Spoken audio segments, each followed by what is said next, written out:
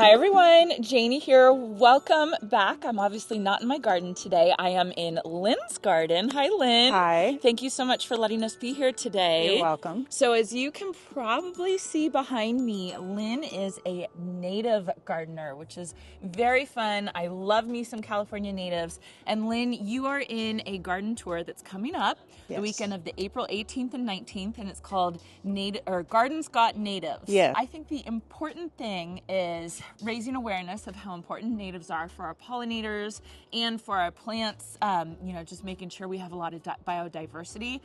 But look at how beautiful Lynn's garden is. It is absolutely stunning. And Lynn, when did you move here? In April of last year. April of last year, you guys. Look what you can do in one season. So have you always Lots of muscles. Yeah. Have you always been a native gardener? I started back in 2016. Yeah. So before that, I've always been gardening, Yeah. and then I wanted the monarchs and the milkweed. That was the first thing, and I just kind of got into it from there. And yeah, it's a slippery slope, right? it is, yeah. Well, I love this. This is beautiful. Let me grab the camera and we'll look around. And I have to say, you're amazing because you have labels on all of your plants. That's one of the requirements for the tour. Is it? Yes. Okay. I just absolutely love that because I think it's fantastic. So if you see something that you like, there's a label there. So I will put a link in the description for the website this is in the Sacramento area, Gardens Got Natives tour. But I want to encourage all of you who don't live in the Sacramento area to check your local area and see if you can find a native garden tour because it's really fun to see this. Right. Yeah. They can also look to see if there's a local chapter of the Native Plant Society. There you go. There you go. And I'll put that link in the description as well. Okay. Okay, Lynn, so tell me about your garden. Your beautiful garden that's only, a year old? A little over a year. I was planting as we remodeled the inside. Oh my goodness. I started by removing about 25 to 30 roses that the prior owner had put in. Oh wow.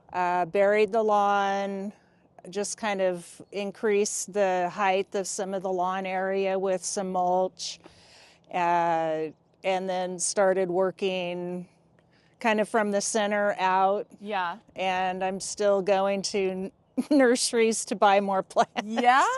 Let me ask, where's the main nursery you go to? I like the Fair Oaks Boulevard Nursery off of Fair Oaks and Mission. They have a really good native selection.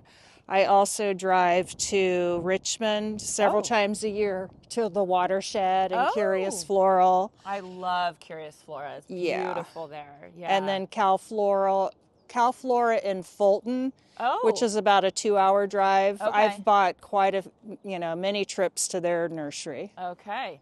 So big question, do you irrigate?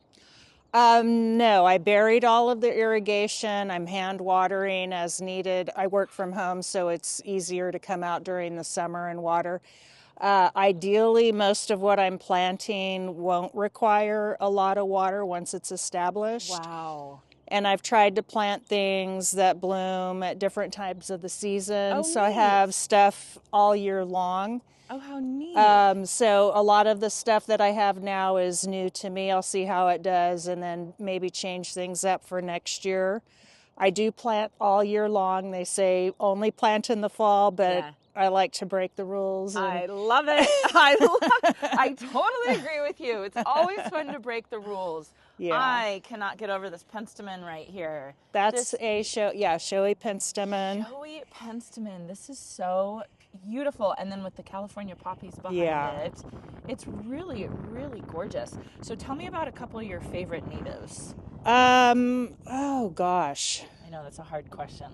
It is. I think the monkey flowers because they're all different colors. Where are those? So I have more in the backyard, but by the way, we're going to the backyard after this, which is incredible. This one is Mai Tai. That's cherry. They're hybrids, but the colors that they come in are beautiful. Oh, that's gorgeous. Oh, this one's beautiful too. I love all the colors mixed with the orange poppies. I think the poppies. Nuts. I just spread seeds everywhere. Oh, I just love it. And I really like your garden art. Thank you. Really cute. What are these things? Those are old tractor discs. Oh, how funny. Oh, I just absolutely love this. Okay, and then I noticed over here, I have this one in my garden, Verbena de la Mina. Yes. I love this one. I didn't know this was a California native. Is it California native? Or? The garden people told me that it might be from Baja, so it's sold as a California native, and that was the first time I had heard, so I have to check that. Yeah, but I love it does really well. That's kind of buried in a crack between the rocks. Oh, how fun. Oh, that's so cool. And then I have more of the showy penstemon up there. Can we go up? Yeah. Is this just for the tour? Oh, there was a rock that was loose, so I didn't want my male person coming up through here. Got it. This is so fun. You've even got gnomes. I love it. I love it. So is this more of that penstemon? This is electric blue.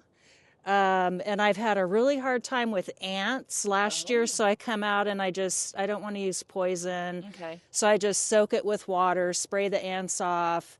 It's really done well this year. This color is just pretty. It's almost like it looks fake, right? Yeah. Because you don't often see that blue color naturally, but it's just so gorgeous. And then is this for bees or? Bees, birds. This I got in Pacific Grove last year. I love it. And this white penstemon is super hardy. It's called GMR white. Oh. It blooms almost all year long. Oh my gosh. So it's just crazy.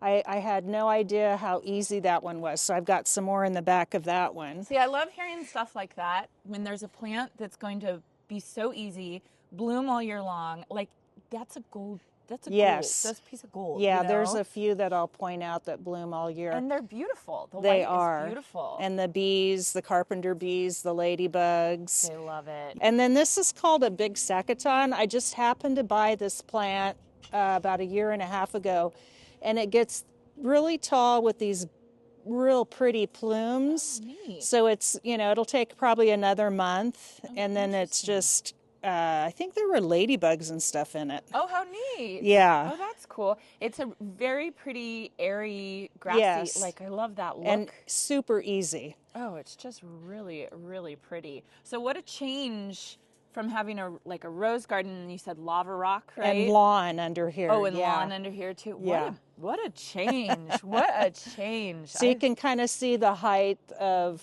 the berm right here and over there. So how did you do that? You just brought in soil? I had a couple loads of dirt delivered, and then I had a couple of young 40-year-old men help do some of the hard work. But I did about, I'd say 90% of all the work. Wow. I am so impressed that you did this in a year. Yes. Like, you should have a big sign in front of your house for the tour. Like, this is 1 year old. This is what you can do with natives in 1 year, which is amazing. I see the red bud right here. Yes. Is this a western red bud? Yes. Oh, it's just... And that one, I've never seen them grow so fast. It could be because it's in compost. But the other ones that I have are still this tall. Tiny. Yeah. So it's just a perfect place. That's going to be so beautiful when it grows up. It's going to be such a statement in the middle of this gorgeous garden. Right. And I do strategically plant things for privacy because my bedroom window's right there. Yeah. So just to give me privacy, that one will grow. I've got a couple of toyons. Yeah. That'll get big. I do want to point out real quick, this is purple needlegrass, which is California state grass. Oh, interesting. Yeah. Gorgeous. And then the Abutilon palmari. This is an easy plant. This one almost blooms all year long. It's an evergreen. It's got the fuzzy little leaves. And then native bees curl up inside of the flowers. No. Yeah. Oh my God. This is beautiful. It is very pretty. The silvery foliage of it. Is this like a regular Albutilon, the flowering maple that we always hear about? So those are hybrids. The flowering maple, this is Abutilon. And this is native most likely to hotter desert areas. Got it. But it does really good in Sacramento with the hot summers. Yeah. Requires no water once established. What about this grass here with these beautiful spikes? This is deer grass. I love it. And this I've seen ladybugs on, little baby, the larvas, and supposedly it'll hide lizards, which I do have a lizard somewhere. I just haven't seen them in a while. Wow. Wow. Or her. This will be a good place for you to sit on the Yes. tour. Yeah. With the art surrounding you. So I have the grape. Hopefully will Oh, eventually yes. climb up on both sides. Oh, And won't that be beautiful? yeah. What variety is this? This is a California native grape. I probably should have, it just was available at the time. Rogers Red would have been nice because of the foliage. Yeah. So pretty. Does that have, I'm not familiar with that. Does that have red? It does. When in the fall, it has bigger leaves, and I think the grapes are deep purple, so it just has a lot more interest than the regular California grape. I'm asking for my own garden, Yes. right? That's fine. It's like, oh, which one do you recommend? Which one is it? I do want to point out my breezeway. Of course. So I've got a lot of heuchera, Oh, corabels, and some cinquefoil. This was from seed. Say this But again. What's this is a cinquefoil. Cinquefoil. I don't know this. So there's multiple types. I've got about 3 different types of this one. One in the backyard loves water and full sun. So this is more shade, and you have a shade. Yeah, I have a cover. I took out some big bushes and water maybe once a week in here. Okay. Oh, And then beautiful. redwood sorrel loves shade and moisture. So this is fun to see what a little bit more shady area. Yes. What you can find for that. I love Yes. your fountain. All right, let's go to the back garden. Okay, one Yeah, more. of course. The Cobb Mountain lupin. This is native to the Napa County area, Ooh, fun. but the flowers are so unique. They're gorgeous. Yeah. They're so beautiful. Ooh, My you've got son- a big side yard. Yeah, my son built this for me about 2 months ago. Oh, good job. Yeah. Beautiful. Oh, are you kidding? Lynn, obviously I haven't seen this yet, you guys, but this is gorgeous. So this was all lawn that I buried with mulch and Oh then my just kind of slowly planted stuff and added the pathways. Oh my goodness. You are so fun. Look at how much fun stuff you have back here. So These are all bird's eye gilia, which come up real easy from seeds. They're Yeah. growing in the cracks. And oh, here's one that's almost open. Yeah, I was on one of my other native garden tours. I was taught about this one. super easy. Yeah, that's what I hear. And they do better in the ground than in a pot. You have to water them a little bit more. So Yeah. I've noticed the ones that grow in the cracks are even doing better than the ones in the I pots. love it when plants grow in cracks. I know. It's my favorite thing because it's like, yeah, you do you. You do you. Oh, your pathway. Oh my gosh, what are these? So those are Carnegie bricks, fire bricks. I bought them during COVID from a lady up in Shingle Springs. Oh my gosh. And I moved those from my other house. Good for you. Yeah. Good for you. And then I have a couple from Livermore. So these are from the early 1900s. Oh my goodness. Yeah. Lynn, I love it. I love it. And these are insulators, right? Yes, I have quite a collection of those. You do. And I like how you've done that. That's kind of like the thing that people do with the upside down terracotta. Yeah. This is so fun. What a beautiful, fun garden. This guy over here is mule fat. So if you've got an area that is naturally wet with full sun, the mule fat is an excellent source for pollinators. It has the little seeds for birds. Oh, how fun. Here, I'm gonna show the... Oh, it really is mule fat. I thought I was misunderstanding you.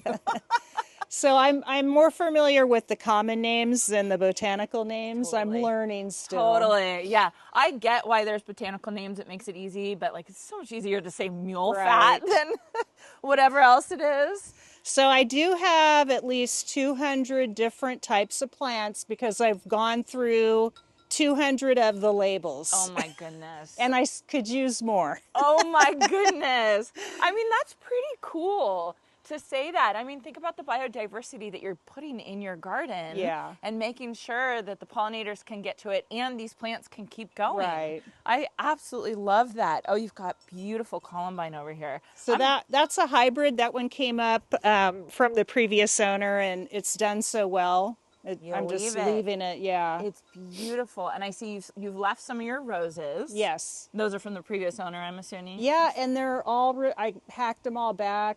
They weren't really maintained very well, so they're beautiful. They're looking good. Yeah. And this is a year old? This was less than a year because Of course. More verbena I did the dalimina. front first and then just buried the grass and then started with the planting. I got a pollinator right here. I want to see if I can show it. I think that's a dragonfly. Oh, I lost it. yeah. I lost it. So this, I love these, how you've decorated with sticks. This looks like a burnt. That's an old manzanita branch. I love Found that up in the mountains. You were very creative. Thank you. Is your job a creative job, or is this your outlet for creativity? This is my outlet. I'm a project manager for my job, but I'm super organized, so that's a good job for me. Good job. So gardening in your garden can be your outlet for all this other stuff, which I absolutely love. And my grandkids love to come and explore. And gorgeous. So before we move that way, I want to point something out. This is called Yampa, and this is the host plant to the anise swallowtail. Oh. So they will lay their eggs on like dill and anise, but this is actually the true native host. Yeah. Oh, how fun. I don't even know the anise swallowtail. Is that the normal swallowtail that we often see around here? Or? No, the one we mostly see here is the pipevine. Yeah. So the anise, I believe, is maybe more central. And I think it's got some yellow. Interesting. All right, and then coming over here, we've got your sitting area. That's beautiful. Do you like antiquing? I do. How could you tell? I don't know. I was going to say. Antiquing, estate sales, thrift stores. Yes. Finding stuff laying on the ground when I hike. I just love it. I mean, everything. Your goose, your bunny, your bird, like your balls. They're just great, Lynn. They're so beautiful. This is a radium container, and I don't know if you are familiar with radium. No. They used to paint, ladies in the early 1900s, I believe, used to paint watch faces with radium. Oh my. And so they would lick it became a big, they were part of a first movement for employee safety, I believe. Yeah, I would hope so. Yeah, so this is what they would hold the radium in? Apparently. Oh my. Here, have a glass. Oh, yeah. Oh my goodness. Oh, you're right. I got this at an antique store in Locke. Radium ore. Oh gosh, that is gross. Hindsight's 2020, right? Right. But how fun. This looks like a fruit tree. That is a Catalina cherry. Ooh, fun. Which I know can get big and be messy, but I plan on trimming this as kind of a high shrub because this gets full sun, hot sun in the summer. Yeah. So this will give me some shade in the summer. But I think it'll be fun once some of these plants get tall. The elderberry, the toyons, those will all help. I love seeing gardens when they're freshly planted, right? To see like, okay, what grows fast, what can make a big impact really quickly. But then knowing that as this garden matures, it's going to take on a whole different look. Right. Which is so fun. And elderberries grow super fast. You can cut them back and they'll grow back. And you can also train them to do pretty much whatever you want, which I plan on doing with that one. Point out which one's the elderberry. This tree here. Oh, this one right here. And so that's the host to an elderberry beetle. Interesting. I believe was threatened.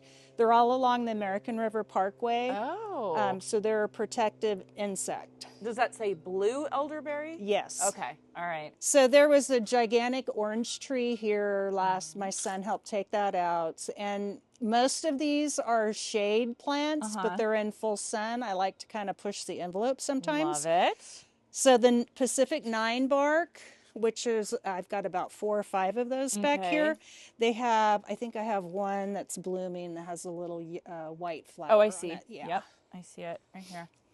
Pretty. So that should be covered with white next year. That'll be really pretty. And they get pretty big, right? They don't get too tall. They kind of bush out, which is what they're doing here. Okay. Another red bud, monkey flowers. Yeah, I got to point out your monkey flower. Yeah, the colors that one is probably my favorite color. Oh, they're just so fun. And then I do want to point out kind of an unusual plant right here. It's called a western hop tree. Point This guy right here. Okay, yeah. So it has little buds on it, and it's just coming, the leaves are just coming out.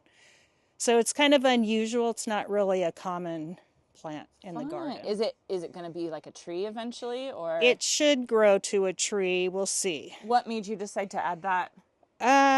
Because I've had the non-native hop bushes, and when I discovered that there was a native hop tree, I wanted to have it in my garden. Where did you find that one? This one, I believe I got this at Watershed, but I've also picked one up at Calflora in Fulton. Yeah. What are you going to do when you run out of room? Move again, start over? I don't know that I'm going to move again, because this is a lot of work. Yeah. Maybe I'll start traveling. You've done an amazing, amazing job. I can only imagine, you know, with all those roses. I'm sure it was a beautiful garden, but I'm sure it was kind of like one of those cookie cutter gardens. It was. And you've done... And the neighbors were horrified. Yeah. They were like, what? They're like, oh my gosh. But you've done a beautiful job, and I'm super, super impressed with you. And I just have to say to everybody, go look for your local native garden tour. If you're in Sacramento, you're in luck. You can come meet Lynn and see all the other tours and everything like that. But there is definitely a way to do natives that are colorful and beautiful and super, super fun. So I appreciate you sharing this with us, Lynn. You're welcome. Thank you so very much. I hope you all enjoyed this, and I hope you all have a chance to get in your garden today.